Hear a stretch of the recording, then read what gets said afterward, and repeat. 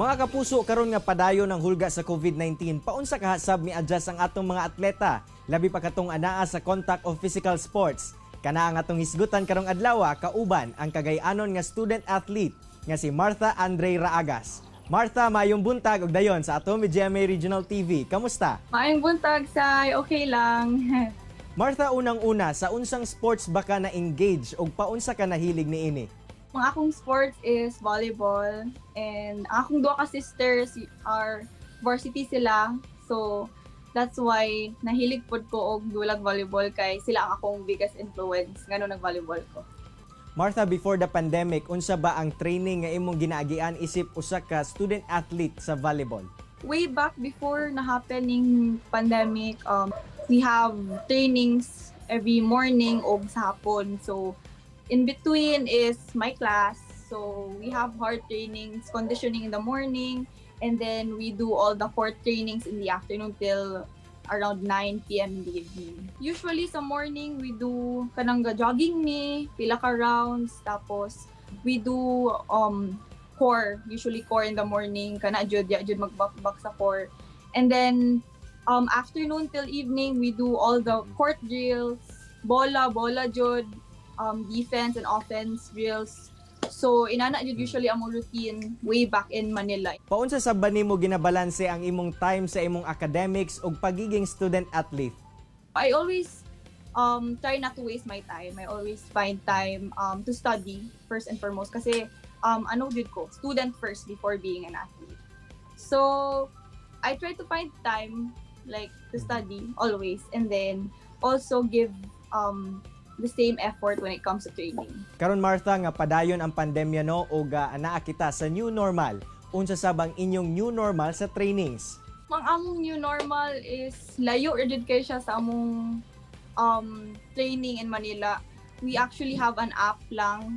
So our coach takes track sa among workout nga ginabuhat. So we don't do the same court drills kay for me core usually here at home because dili makagawas. So, we take videos of our workouts and then send it to our coach. So far, kamusta ba ang inyuhang ongoing trainings? Unsa pod ang imuhang nakitang kalahian niini sa naandan nga training before the pandemic? Ang kalainan jud is we don't have the materials. Of course, there is a balay. So, we do workouts lang like without the materials like core, jogging. So, wala jud court sa walay ball handling, walay bola. Since kami lang, and also we just send our workouts. So mag-video me, then i-send na mo ang workout. So mo jud ang big difference. At same time, gadayat me para dili ra kayo bugat ang mag-gain kay mas less among training now here at home compared to when we were in Manila. Martha, giunsa pod nimo pag-adjust sa new training procedure ninyo? At first, okay lang kanang feel ako nga murag, oh my god, kalma na lang kayo ni. Pero somewhere in between, na-realize na ko nga marag daghan jud ko siguro na marag nawala nga kanang paningkamutan back in Manila. So up until now, ga-work lang gyapon, continuous ang workouts, and I also do extras na lang para mas bukat ang karga sa akong mga workouts. Martha, sa imong tan-aw, mas lisod ba i-apply ang mga instruction sa inyong coach karon nga virtual training kumpara sa naandan nga physical training kaniadto?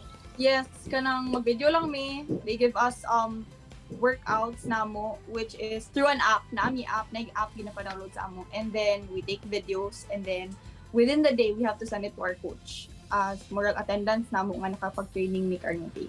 For me, mas lisod jud now kay siguro chada jud if like you hear your coach telling you instructions, siya jud mismo personally mag-ingon sa imo nga this is what he wants na ako ma-achieve as an athlete.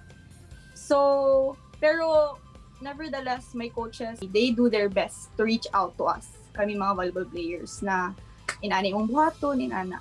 Og lastly, Martha, na ba kay diet o routine nga ginahimo karon aron magpabilin gihapon kang physically fit? Well, sa diet na mo, wala man jud mi like accurate nga gihatag sa mong coach nga among diet. But we make sure we take enough carbs, most especially. Tapos also drink lots of waters and avoid jud mi sa soft drink. kana. And then for my routine, my workout routine, we usually do abs, like also weight, maglift me of weights here at home. So kana. Daghang kayong salamat Martha sa imong oras ug gigayon nga gigahin sa At Home with GMA Regional TV, and keep safe always. Thank you. Bye. Ingat. Kini ang At Home with GMA Regional TV.